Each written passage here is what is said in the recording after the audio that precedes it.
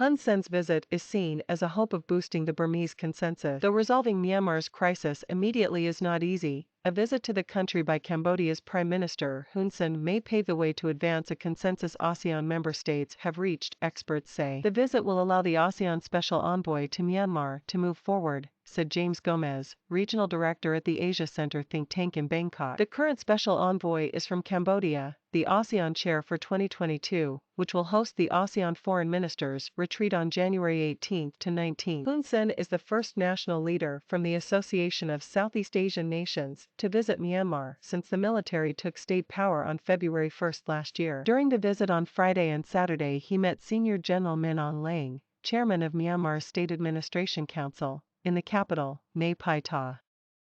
They discussed a slew of bilateral and regional issues and briefed each other on recent developments in their countries, a joint statement issued after the meeting said. Aung Hlaing welcomed the appointment of Cambodian Deputy Prime Minister and Foreign Minister Prak Sokhonn as ASEAN Special Envoy to Myanmar and pledged support to the latter in fulfilling his mandate to implement the five-point consensus in accordance with the ASEAN Charter. ASEAN adopted the five-point consensus in April, aiming to ease the situation in Myanmar. It calls for all violence to end and for constructive dialogue among all the parties to the Myanmar conflict. It also calls for the appointment of an ASEAN Special Envoy to visit Myanmar and mediate in talks. The two leaders also supported the convening of a meeting among stakeholders to ensure the delivery of humanitarian aid to the country, the statement said. Myanmar's military has planned to further extend its ceasefire with ethnic armed groups until the end of this year, Senior General Aung Hlaing announced during his meeting with Hun Sen on Friday. Last year, the military announced the extension of a 5-month suspension of military operations